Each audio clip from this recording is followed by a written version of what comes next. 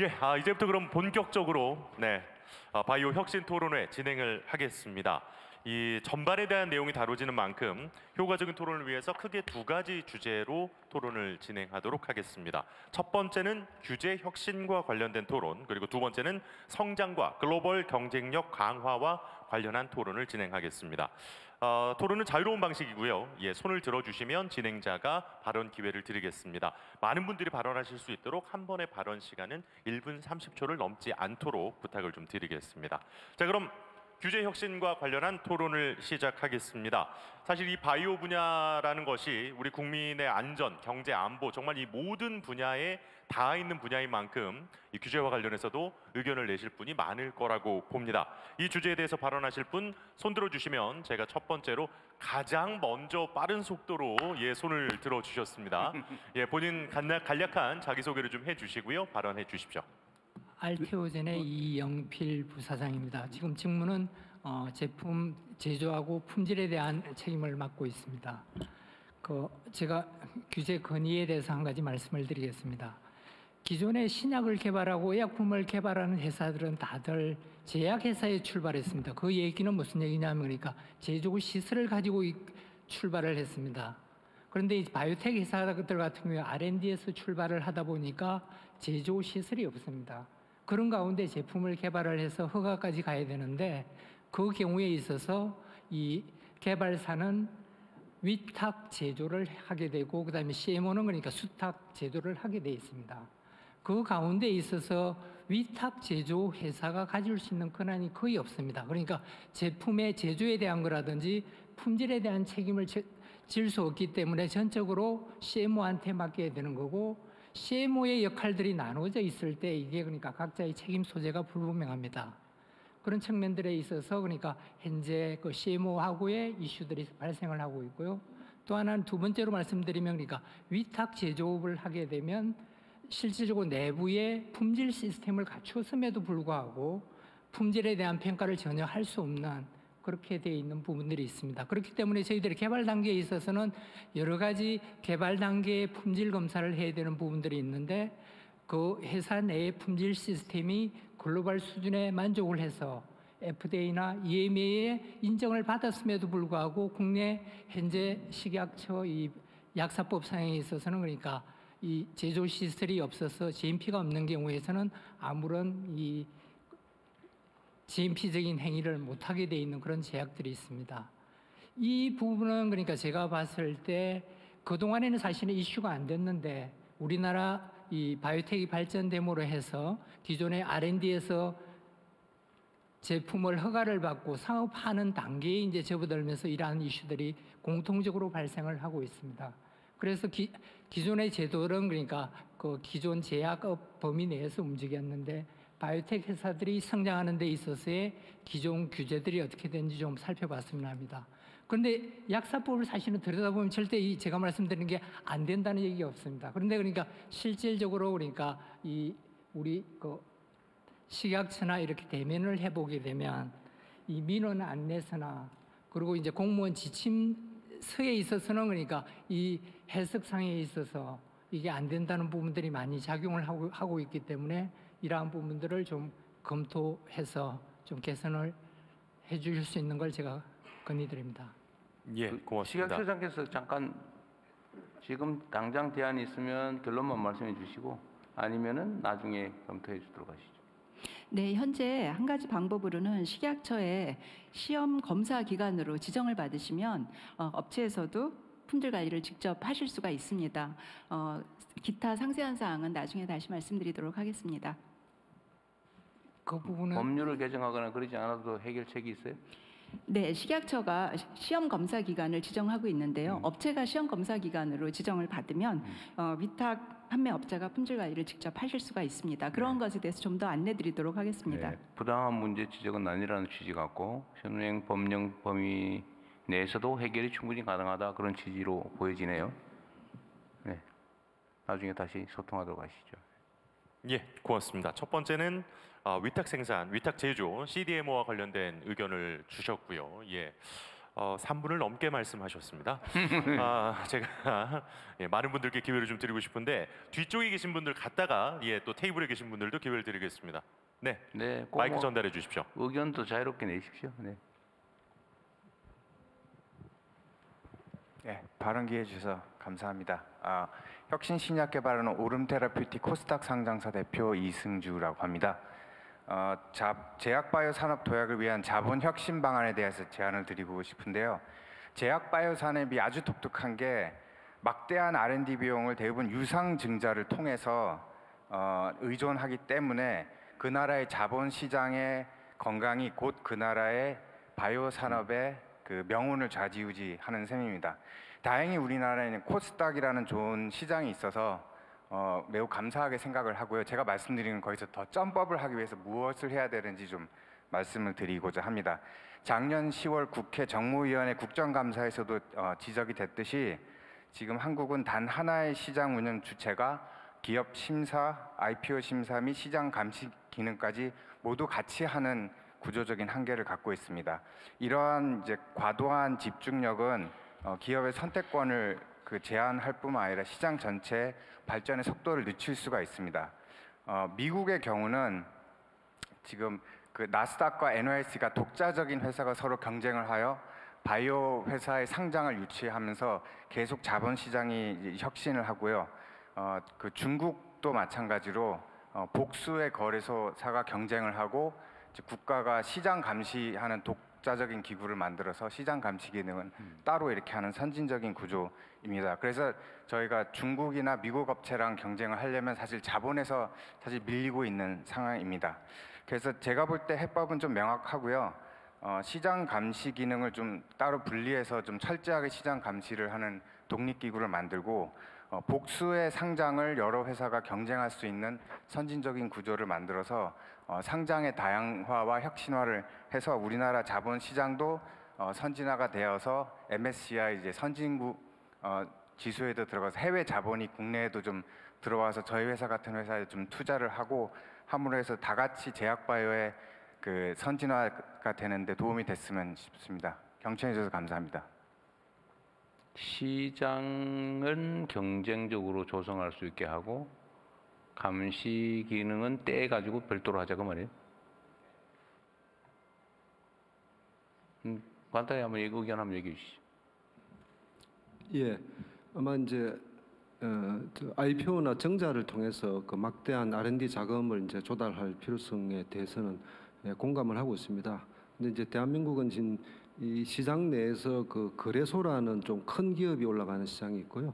코스닥이라 하는 이런 창업이나 이런 기술 특례 기업이 올라가는 그런 시장이 있습니다. 그래서 그 두 개의 시장을 가지고 저희가 이제 운영을 하고 있는데 아마 말씀하신 부분은 이제 좀 더 코스닥 시장을 통해서 코스닥이 좀 더 이런 혁신과 모험 기업 이런 바이오 산업에 좀 도움이 되는 그런 제도의 운영을 이제 말씀하시는 것 같습니다. 크게 보면 이제 미국과 중국 정도가 워낙 크기 때문에 복수 시장의 어떤 그런 경쟁 체제를 가지고 있습니다. 그래서 경쟁은 늘 좋을 수 있죠. 독점에 대한 폐해가 있으니까. 근데 자, 이제 결론만. 그래서 바로 시장을 개편하기는 좀 어려울 것 같습니다만 그 자금의 어떤 원활한 조달의 필요성에 대해서는 공감을 하고 있고요. 저희가 한번 고민을 해보겠습니다. 네. 그 감시 기능과 조정 또는 조성 기능, 시장 조성 기능이 분리돼야 된다는 말은 일면 일리가 있어 보여요. 이게 지금 이 코스닥 그다음에 거래소에서 퇴출이 안 되는 주 원인이 그거 아닌가요? 네, 맞습니다. 그래서 시장은 지금 분리해서 감시를 하고는 있습니다, 대통령님. 그러니까 내부에서 분리하고 있는 거죠. 예, 그렇습니다. 어쨌든 그건 검토를 한번 해봐야 될 좋은 지적 같습니다. 네. 그래서 시장을 좀 다양화하고 감시 기능을 좀 떼내서 자기가 상장했으니까 등록했으니까 자기가 끌어안고 보호하고 뭐 이러고 있다는 얘기 같아요. 예, 그렇습니다. 네. 어쨌든 이거 좀 구조적인 문제니까 길게 좀 고민을 하겠습니다. 네. 예, 고맙습니다. 금융위원회 부위원장께서 답변을 주셨습니다. 시장성의 다양성에 대한 이야기가 있었고요. 이번에는 이쪽으로 기회를 드리겠습니다. 먼저 굉장히 바쁘신 일정에도 불구하고 이런 귀한 자리를 마련해 주신 대통령님께 진심으로 감사드립니다. 저희한테 굉장히 목마른 그런 토론회장입니다. 저는 한양대학교 교수면서 교내 창업을 해서 작은 벤처를 운영을 하고 있습니다. 앞서에 상장하신 분들과 또 크게 성공하신 회사와 다르게 저는 지금 풀뿌리 연구부터 시작해서 시리즈 ABC 즉 임상 단계에 겨우 들어가는 그 상태의 그 벤처에 대해서 좀 말씀을 드리고 싶은데요. 사실 신약개발 회사는 매출이 없습니다. 정부 투자 또는 민간 투자에서 VC가 투자를 해야 되는데 지난 3년 동안은 정말로 암흑기였습니다. 저희에게 너무나 고통스러운 시간들이었고요. 그런데 저희가 지금 그렇게 되면은 정부에서 좀 이런 그 벤처, 초기 벤처, 중기 벤처에 좀 많은 지원이 이루어져야 되는데 제가 그 모태펀드 위원을 몇 년 하면서 보니까 모태펀드가 정말로 그 역할을 하는가에 대해서 저는 좀 되묻고 싶습니다. 모태펀드는 수익률을 중시하는 것이 아니라 민간에서 감히 투자하지 않지만 못하지만은 수익률이 없어서 현재는 하지만 국가가 가야 될 중요한 전략 기술에 투자하라고 이렇게 그 먼저 돈을 선투자해 줌으로써 이끌어 주는 것이거든요. 바이오 잘 나갈 때 너무너무 많이 했습니다. 민간 투자. 그 모태펀드도 많이 하고요. 근데 바이오가 꺾이고 난 뒤에는 정말로 민간 투자 완전히 제로일 때도 모태펀드는 아무것도 하지 않았습니다. 그냥 유행을 따라갑니다. 반도체 잘 되면 반도체, 2차 전지 잘 되면 또 지금은 AI 따라갑니다. 하지만 모태펀드는 그 유행을 따라가는 것이 아니라 정말로 바이오가 필요할 때 바이오 전용 펀드를 만들어준다든지 또는 2차 전지 펀드를 만들어주는 것을 저는 건의를 계속했고 다행스럽게 올해 그 건의가 받아들여서 바이오 전용 펀드가 중기부에서 만들어졌습니다. 너무 감사했습니다. 그런데 문제는 저희 그 중기부는 대부분 초기 벤처, 창업을 장려하고 또 그 바이오 전용 펀드는 비임상까지만 되는 그런 경우입니다. 근데 진짜 지금 바이오 벤처의 80%가 무너졌다고 하는 건 이미 통계로 나와 있는데요. 그 80%의 대부분이 비임상에서 임상을 진입을 못하는 겁니다. 가장 돈이 많이 드는 것은 임상에서 들어가는 건데요. 임상을 못 들어가고 거기에 다 멈췄거나 다 문을 닫았습니다. 저희랑 굉장히 비슷한 회사도 시리즈 B까지 성공적으로 받았지만 80명의 그 직원에서 지금 현재 남아있는 건 창립자 둘뿐입니다. 회사의 명맥은 이어진다 하더라도 회사는 지금 대부분 돌먼트 산 상태인데요.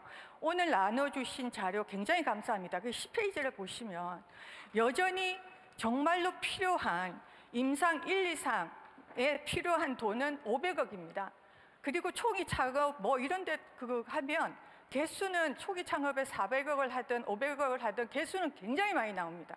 근데 저희 지금 보면은 개수에 매몰돼서 그것이 성과로 나갔지만 임상 지원 제대로 하려면 그것도 초기 임상 지원은 정말 큰 돈이 들어가야 됩니다. 3상은 벤처에서 혼자서 하기 힘듭니다. 그런데 저희가 에로를 하기 위해서 글로벌 빅파마나 또 우리나라 국내 제약사에 에로를 하기 위해서는 적어도 임상 1상이 필요합니다. 하지만 임상 1상 다 들어가지 못하고 다 거기서 매몰되어 있는 상태고 그러면은 저희도 650억 이상의 여태까지 투자를 받아서 겨우 살고 있는데 대부분 비임상 끝나고 임상 진입하는 단계까지 간 회사들은 최소 500억을 투자받았는데 그 500억 곱하기 80%의 벤처 회사가 한 거는 다 날라갔습니다. 그런 돈은 신경을 안 쓰고 다시 또 창업을 장려하면 그 회사들 다시 또 저희가 같은 길을 걷게 하면서 얼마나 힘든 시간을 또 만들 것인지요. 저는 여기에 대해서 강력하게 좀 바이오 특히 임상, 초기 임상, 1상, 2상으로 들어가는 회사, 또 임상 1상을 진행하는 회사들한테 많은 지원이 필요하다고 생각하고요. 네. 국가 지원은 KDDF 저희 지금 하나입니다. 임상 제대로 받을 수 있는 거. 저 임상을 진행을 하고 그 효과도 좋고 안전성도 좋지만 4번 떨어졌습니다. 그래서 지금 더 이상 어떻게 할 수가 없어서 임상을 멈추고 싶은데 치료 효과가 좋으니까 윤리적으로 멈출 수가 없는 상태입니다. 네. 그래서 이런 상황도 좀 많이 고려 부탁드립니다. 알겠습니다. 지금 여기 10페이지에 써놓은 이 펀드는 정부가 하는 펀드 총액을 말할 거고 여기에 이제 매칭도 민간에서 들어오고 뭐 그렇게 되는 거 아니겠어요? 이걸로 전부 100% 담당하는 거 아니죠? 예, 지금 그 바이오 혁신 펀드라든지 그다음에 이게 그 임상 3상 펀드 같은 경우 이게 민간하고 들어와서 합쳐진 금액입니다. 합쳐인 게 1,500 네, 이게 네. 좀 너무 적긴 하네요. 그래서 정부가 이제 내년도에 처음 시작되기 때문에 정부가 600억 하고 그다음에 산업은행에서 또 300억 해서 900억 넣고 그래서 민간에 좀 받는데 이게 그 집행 사항을 보면서 저희들이 하여튼 이 산업 쪽에 수요가 많으면 좀 늘려나가도록 하겠습니다. 하여튼 이게 모든 투자 요청에 다 응하는 건 불가능할 거고 그 중에 결국은 또 심사에서 선별하는 과정이 필요할 텐데 가급적이면 그 심사 선발될 수 있도록 최선을 다하시고 불공정하거나 불투명하게 되지 않도록 최선을 다해서 잘 관리하도록 하겠습니다. 예, 네. 고맙습니다. 임상과 관련한 또 정부의 이 펀드와 관련된 얘기를 해주셨는데 그 이야기는 잠시 후에 또 우리가 성장과 글로벌 경쟁력 파트에서 조금 더 깊게 나눠보도록 하고요. 이번에는 지금 시간에는 또 규제와 관련된 이야기를 조금 더 집중을 해주셨으면 좋겠습니다. 이쪽에서 일단 한 분 더 먼저 테이블 쪽에 계신 분 한 분 듣고 그 다음에 또 기회를 드리도록 하겠습니다. 감사합니다. 오늘 이런 기회를 주셔서 너무 감사하고요. 앞전에 발표에서 보복장관님께서 7페이지에 언급하신 대로 CDMO 특별법에 대한 언급을 해주셨고 과거에도 이런 법에 대한 필요성을 많이 저희들이 인식을 하고 있었고요. 그런데 저희 같은 경우는 오송에 있는 그 바이오 의약품 제조기업 프레스티지 바이오로직스의 저는 김진호라고 합니다. 여러 가지 안이 있지만 제일 중요한 거는 저는 법이 먼저 설정이 돼서 그 안에서 체계적인 발전이 있어야 된다고 생각합니다. 그렇기 때문에 CDMO 특별법이 하루속히 좀 조속히 제정이 돼서 우리가 뭔가 시스템을 구축하는 개념에서 많은 논의가 됐으면 좋겠다고 생각합니다. 여기서 더불어서 조금 더 저희 애로사항을 얘기하면 저희는 업력 10년이 됐고요. 약 4천억 원 정도의 이 제조 설비를 구축하였습니다. 10년 동안에 이 새로운 기술을 갖고 구축하고 인력을 양성하고 하지만은 여기서 또 저희들이 난항을 잇는 거는 실질적으로 국제적인 품질에 맞는 시스템을 인정할 수 있는 수탁 실적입니다. 이 실적이 실질적으로 굉장히 어렵다고 생각을 하고요. 두 번째는 만약에 그렇게 됐더라도 사실 운영 자금이 되게 어렵습니다. 저희 같은 경우는 코스닥에 등록을 해서 자본을 조달을 해서 이런 구축을 할 수 있었지만은 앞으로 운영 자금에 대해서는 좀 은행에서 이거를 조금 담보도 잘 잡아주시고 운영 자금도 조금 어떤 좀 그 시각을 너무 이거를 이익을 내는 기업, 신용 평가가 좋은 기업 이렇게 하다 보면 아직은 저희들이 데스밸리를 더 많이 걸고 또 수탁을 하는데 굉장히 위축되거든요. 이런 부분에 대해서도 조금 전향적인 금융권의 사고방식이 될 수 있도록 조금 지도를 해주셨으면 감사하겠습니다. 네, 지금 뭐 말씀하신 부분을 특정 기업의 특정 운영 자금에 대한 대출에 어떻게 해라 저래라 하는 것은 바로 간치 금융이 어쩌고 갑질에 뭐 이런 소리 들을 가능성이 많긴 한데 여러분들 잘 보시는 것처럼 저희가 하여튼 대한민국 금융기관들이 고리대금업자처럼 행동하면 안 된다. 투자은행으로 다 뭐 100% 바뀌지 못하더라도 그쪽 부문을 좀 강화하자고 계속 얘기는 하고 있고 금융기관들도 노력을 하기 때문에 이제는 좀 이전보다는 좀 나아질 수 있을 거라고 좀 기대하셔도 될 것 같습니다. 하여튼 정부 차원에서 이런 일종의 뭐 정책 자금이나 이런 것들은 또 별도 제도들이 있으니까 잘 활용하시고요. 예, 이쪽에서 한 분만 네, 더 일단 먼저 많이 듣고 뭐 식약처장 하신 말씀 네, 식약처장님 네, 말씀 네. 듣겠습니다. 간단하게. 네, 좀 전에 CDMO 관련한 특별법 제정을 말씀하셨는데요. 이미 이게 발의가 돼서 복지위에서 한번 소위에서 논의가 됐고 공청회를 한 번 더 하자라는 말씀이 있으셨습니다. 그래서 공청회 오셔서 말씀 주시면 아마 이 법이 물살을 탈 것 같고요. 거기에 말씀하신 것처럼 수출 제조업이라든지 인증 제도 그런 것들을 담고 있습니다. 네. 네, 고맙습니다. 예, 기회 드리겠습니다. 반대편도 이제부터 또 기회 드릴 거니까요. 예. 저는 그 전남 나주에서 왔기 때문에 기차표를 회수를 해야 돼서 제가 오늘 말씀을 꼭 드리고 가야 됩니다. 그러십시오. 예.